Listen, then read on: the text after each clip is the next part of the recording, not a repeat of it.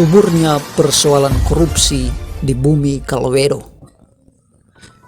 Jika usia Kabupaten Maluku Barat Daya (MBD) disandingkan dengan usia seorang anak manusia, maka Kabupaten Maluku Barat Daya yang baru akan memasuki usia yang ke-14 pada tahun ini dapat diibaratkan sebagai seorang anak yang baru mau beranjak memasuki usia remaja, suatu tingkatan usia yang masih sangat-sangat muda. Pada tingkatan usia inilah sikap keluguan, kepolosan, ketulusan serta kemurnian masih sangat mendominasi dinamika perilaku seorang anak manusia. Sayangnya, hal ini justru tidak terjadi dengan Kabupaten Maluku Barat Daya. Di usia yang masih sangat muda, identitas kepolosan, ketulusan, serta kemurnian yang seharusnya masih melekat dengan Kabupaten Maluku Barat Daya justru tergantikan dengan sikap kekurang ajaran oknum-oknum pelaku pencuri uang rakyat atau korupsi yang gemar melakukan korupsi di daerah ini.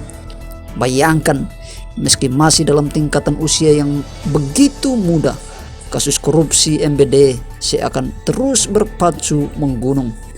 Sebut saja kasus korupsi dana proyek pembangunan konstruksi Bandara Moa dengan besaran kerugian negara sebesar 2.161 juta, atau kasus korupsi anggaran pembangunan 2 unit pabrik es dengan nilai kerugian negara sebesar 1.751 juta, atau kasus korupsi penyimpangan pengelolaan KMP Marcella dengan nilai kerugian keuangan negara sebesar 2.122 juta.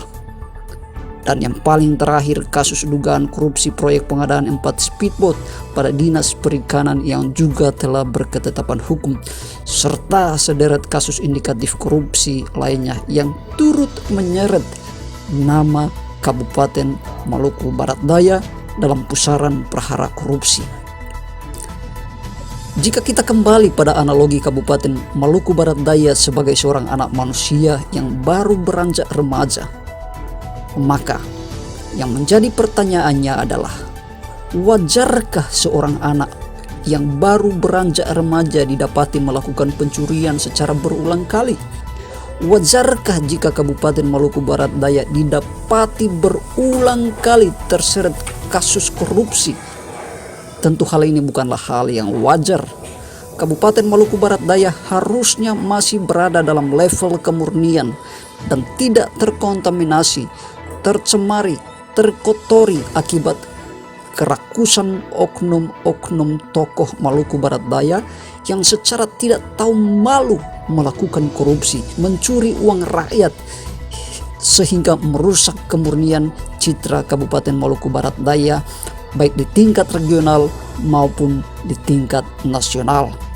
Faktanya, Maluku Barat Daya kini terbukti kian bercengkraman penuh kemesraan dengan persoalan korupsi alias pencurian uang rakyat atau uang negara.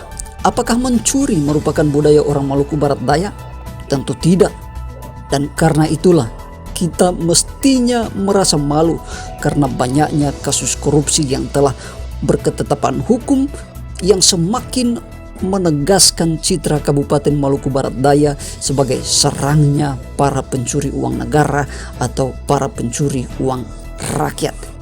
Menyedihkan namun juga memalukan, sebab oleh karena kerakusan oknum-oknum pelaku pencuri uang rakyat yang melakukan aksi bejatnya, kemurnian citra Maluku Barat Daya dikotori dan dirusak dengan begitu kejamnya oleh para pencuri uang rakyat yang notabene adalah tokoh-tokoh potensial Maluku Barat Daya.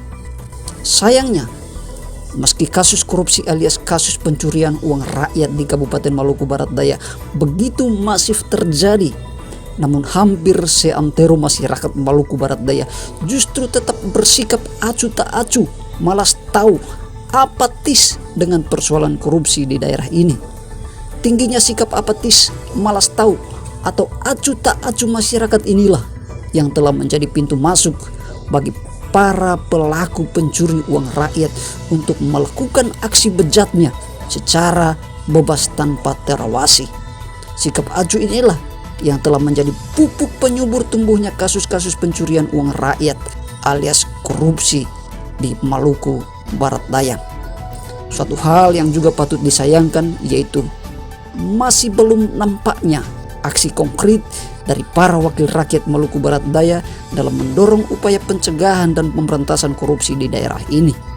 Belum terdeteksi aungan suara melawan korupsi yang didengungkan oleh para wakil rakyat Maluku Barat Daya. Meskipun fakta memperlihatkan maraknya kasus pencurian uang rakyat, uang negara yang notabene merupakan uang yang harusnya diperuntukkan untuk mendukung percepatan pembangunan di Bumi Kaluedo. Pada titik inilah kita patut bertanya, mengapa justru para wakil rakyat Maluku Barat Daya cenderung menutup mata, menutup telinga, serta mengunci mulutnya terhadap kasus-kasus korupsi yang merajalela di atas Bumi Kaluedo? Mungkinkah para wakil rakyat kita berdiam diri karena pemberantasan korupsi bukanlah bagian dari tupoksi para wakil rakyat? Jika ada oknum wakil rakyat Maluku Barat Daya yang berpikir demikian, maka kita patut menyayangkan hal demikian. Kita pun patut bersedih jika benar ada oknum wakil rakyat yang berpikir bahwa persoalan pencegahan dan pemberantasan korupsi bukanlah bagian dari urusannya. Sebab hal ini mengindikasikan bahwa kualitas isi kepala para wakil rakyat kita jauh di bawah standar isi kepala yang harusnya dimiliki seorang wakil rakyat. Memang secara de jure, pemberantasan korupsi tidak menjadi bagian dari tupoksi para wakil rakyat. Namun sesungguhnya ada tanggung jawab moral yang melekat pada setiap wakil rakyat untuk memastikan agar uang negara yang telah dianggarkan atas persetujuan wakil rakyat untuk mendukung percepatan pembangunan dan peningkatan kesejahteraan rakyat Maluku Barat Daya tidak dicuri dan dibiarkan tercuri begitu saja.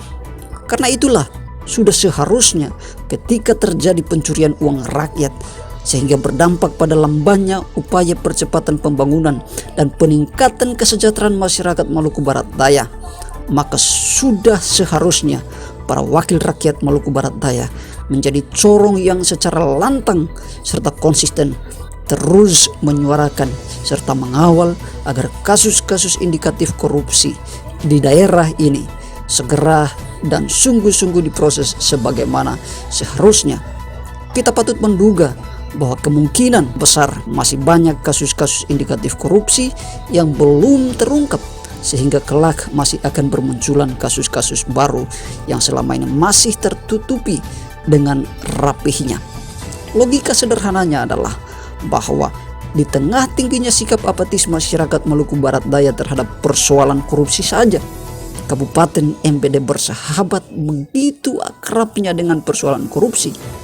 Apalagi bila masyarakat Maluku Barat Daya berubah sikap dan mulai peduli terhadap persoalan korupsi, pastinya akan banyak bermunculan teriakan publik melawan korupsi, dan hal ini menjadi pintu masuk untuk membuka tabir korupsi di kabupaten ini.